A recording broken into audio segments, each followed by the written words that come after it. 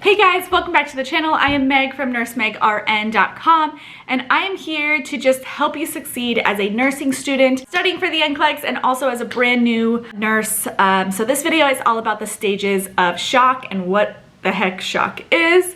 I really just want to help you to understand what it is, all the different stages and things like that, so I can make it super easy and kind of put it in layman's terms, so I'm not going to sound like a textbook. I'm going to sound like your bestie just talking to you in the break room. So that is my goal for all of these videos and for this channel, is really to just help you guys out and to put things in a way that makes sense and feels easy, so that you can feel good at your job, feel good at the profession that you've chosen, and that you please stay, because we need more nurses and I just want to create more nurses. So here we go. Let's review the stages of shock, and then after this kind of like lecture or this video, you'll be able to like explain it back to someone and understand when like the CVICU doc or the intensivist is talking about stages of shock. So let's go. So initially the stages of shock are like initial, compensatory or compensatory,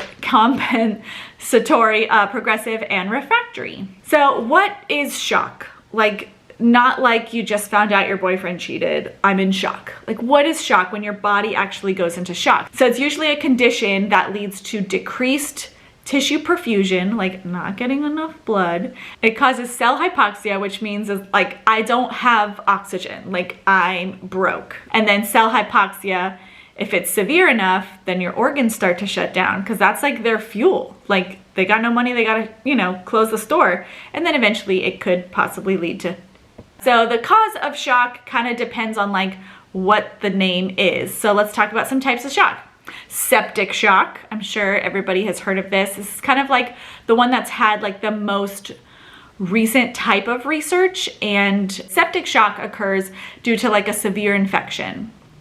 So I remember one hospital I worked for, they would do like these automatic sepsis alerts for patients. Like if their labs came back at a certain value, and they had like a high fever combined, they'd be like, code sepsis. So that's septic shock, like related to a severe infection. Hypovolemic shock, what do you think that is? Hypo, low, volemic, volume. You lost a lot of fluid, usually blood. And then neurogenic shock occurs with severe damage to your neurological system, usually spinal cord injury will put you into neurogenic shock. Cardiogenic shock is like when your heart is like, I can't, I'm done. I'm like so done. I'm over it. I die. Cardiogenic shock is like your heart is so weak. Your ejection fraction is like less than 10. You're done. Your heart is weak. Anaphylactic shock, I mean, everybody kind of knows that term, allergic reaction. So yeah, I mean, there is disruptive shock, but disruptive shock is kind of like a combination of like septic and neurogenic and sometimes anaphylactic. So let's talk about the stages, because this is what is most important. So the stages of shock. So initial, first stage. The big takeaway from this stage is that cardiac output is low enough to cause the cells to experience hypoxia. So they switch from aerobic to anaerobic. So increased lactic acid in the circulating blood is a great sign and symptom of like, this is the initial stages of hypoxia. And people can have mild forms of cell hypoxia. It doesn't mean that you're necessarily in the first stage of shock. If you get a really deep tissue massage, the muscles can release lactic acid. If you run a marathon, trying to keep up, your muscles can release lactic acid, and then it'll be circulating in your blood. You're drinking lots of water, your kidneys will filter it out, no problem. And then it causes like decreased tissue perfusion, where there's really honestly not enough oxygen in the circulating blood, and all of the tissues are starting to feel it. So we're gonna have low cardiac output. So if the heart's not pumping enough of that really juicy, rich, oxygenated blood, we call it low CO or low cardiac output. It just means the amount of blood that the heart pumps out in like a minute. And it's calculated. That's information for another video. So in this stage, cardiac output is so low that the tissues are like, I have like nothing, I'm super broke. And they're unable to like support the minimum oxygen demands of the cell. And remember, like all your organs and tissues are made of cells. So they need to constantly be receiving like that delicious, rich, fresh oxygenated blood and all the other nutrients that goes into the blood to survive. So when they don't have this, that's when they switch from aerobic to anaerobic. And then when they switch to the way that they metabolize, it's kind of just like them trying to survive, and that's not great. That's when lactic acid starts to build up. Your blood is like filled with this waste. It starts to get stinky. Your pH level is now gonna like drop. You're gonna go into acidosis, correct. So like normal lactic acid value, or I think we test it by like lactate is the name, is like less than 1. Abnormal is like over 4. When you do a lactic acid and it's like 4 and over, that's when you're like, this is not great. We are in the first stages of shock. Now, next stage, compensatory, or you're just compensating. The stage where your body's like trying to compensate. The whole body's like, we can fix this, we can do this, we're gonna rally, we can try to fix this. So things start to change biochemically and hormonally in your body. Your built-in system, your SNS, your sympathetic nervous system, will try to like increase tissue perfusion and like where can we find oxygen, and maybe we're gonna try to like increase the blood pressure so that we have more pressure, more blood kind of going to other places. So the sympathetic nervous system really tries to like take over and compensate. And sometimes this can work for like a teeny bit, kind of like holding you over kind of thing while you're getting treatment, hopefully. Let's talk about kind of like what your organs do to compensate. Maybe let's talk about kidneys first. Yeah, let's talk about kidneys. I mean, obviously the sympathetic nervous system is gonna like be releasing things like epi to like, let's try to like vasoconstrict everything. Let's try to like increase blood pressure, increase the heart rate, like try to just increase perfusion. Like maybe if we just increase the blood flow to everything and the pressure to everything, it'll like fix it for a little while. And then they send less blood to like the skin and the GI system and stuff like that. So they actually like bypass. That's how smart your body is. They could be like, all right, we're gonna send we're gonna vasoconstrict, we're gonna increase the blood pressure, we're gonna increase the cardiac output or the heart rate, and then we're gonna try to like not send as much blood to the non-vital organs, the GI system, the skin, renal, and we're gonna send all the important blood to like the important places. I mean, heart and brain are the vital ones that will get the most blood. So yeah, let's talk about kidneys. Because blood flow is decreased to the kidneys, they activate the renin-angiotensin system. So this system is the one that creates angiotensin 1 and then turns it into angiotensin 2. And then angiotensin 2 is like a super powerful vasoconstrictor.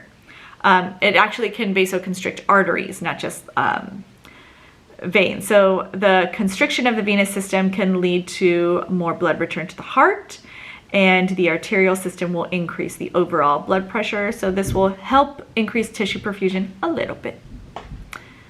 It also releases aldosterone. Like if angiotensin 2, if that door is opened, if that door is knocked on, like angiotensin 2, it also triggers the release of aldosterone.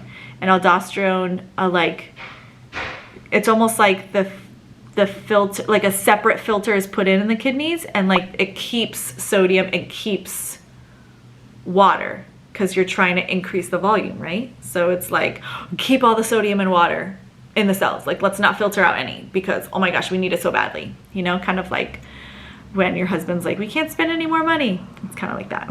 Emotional damage!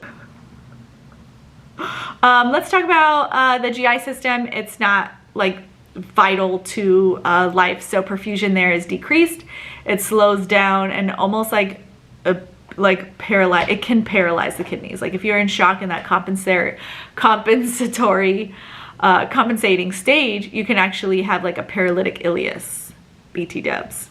Skin. So perfusion is decreased to the skin, so your skin can feel cold and clammy and gross. Now, if you're in septic shock and it's caused by an infection, it won't be cold and clammy. It'll be flushed, but it'll be like hot and fevery, because you're gonna vasodilate on the surface. Lungs. So perfusion is decreased, even though you think like, oh, heart and lungs, super important.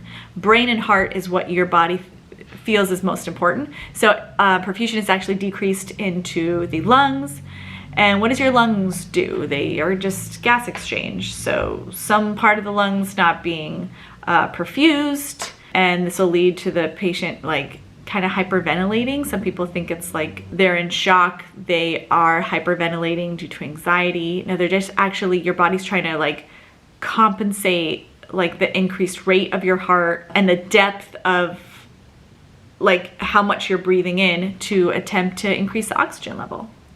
And that is compensatory stage. I almost said it. Let's move on to progressive. The biggest thing in this stage is it's kind of like the rescue effort. It's like the plan B because the first plan did not work.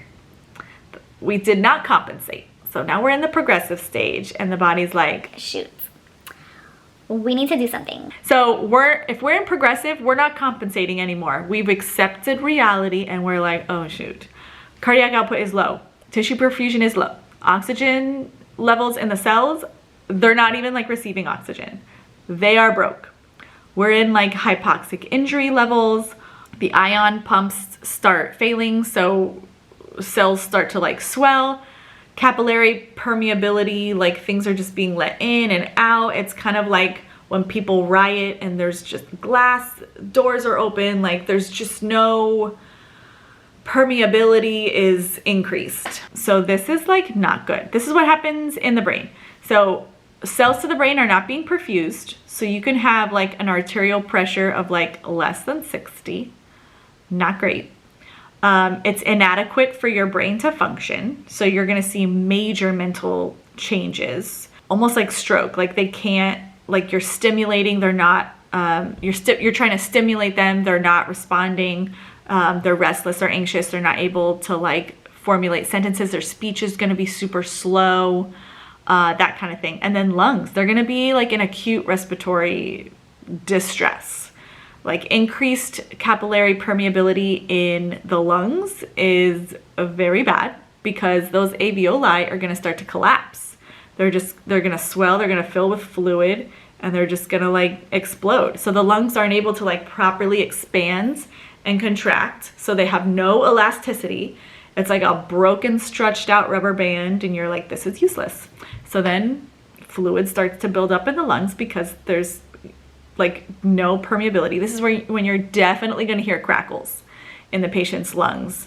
And then the heart rate's going to be through the roof. The oxygen level is going to be super low. And then they're going to be in respiratory failure. And then next door neighbor, the heart cells themselves of the muscle are just going to be like, I give up. They're just going to start dying. The heart cells are actually going to start dying. And then when those start dying, the pumps, the electrical nodes, the conduction system of the heart is also gonna start giving up. So you're gonna have like the weirdest arrhythmias because of the myocardial tissue just being Like, peace out, I'm done. and then GI cells, you know, they're definitely not getting perfused. They're kind of like the redheaded stepchild. They're like, not super important. So your gut starts to die just from like the increased acidity of the blood, and like, the ulcers that develop from the acidity, you can have major bleeding. You can also have like crazy clotting issues because your liver's also dying and hypoxic. And then you can have buildup of like bilirubin and ammonia and just more infection when your liver starts to peace out as well. So remember, your liver filters out drugs, germs, like anything you're putting into the patient's body to try to like save him. So when that liver starts going, really difficult. That's when you start getting DIC. DIC is like disseminated intravascular coagulation, where your blood vessels like, I'm clotting, I'm bleeding, I'm clotting, I'm bleeding. I don't know what I'm doing. I'm gonna clot, I'm gonna bleed. And then you're just like oozing around like every like central line. It is terrible. But then you're also at risk for clots. So it's like, what am I doing here? And then the last stage is the refractory stage. It means no bueno. It's like cannot be reversed. All the organs shut down. It's once you reach refractory stage, death is inevitable. Once you've reached that stage, it's like, yeah, done. Like, yeah, we're at the end. Your body has done everything. We have done everything. Shock is what got you, the end. So I hope that kind of made sense. those stages of shock and kind of what happens in your body and how it progresses and how it gets worse. Let me know if you still have questions. Let me know if you want like a more like, if you want more of an official lecture where I'm not just talking to a friend, where I'm more professional and talking to a group of colleagues or students. If you prefer that, let me know. But I really hope that this is one of the best ways that I can teach you, because it feels more informal and it feels like your brain might be more open to this information if I speak this way. So let me know if it does. Give me a little thumbs up if you made it this far in the video, and subscribe to my channel for more informational, inspirational content. I really just want to make your life easier and create more nurses and revolutionize this next generation of nurses so that you guys are the smartest and most prepared ever. So thank you so much for watching. Have a good shift. I'll see you next time. Bye.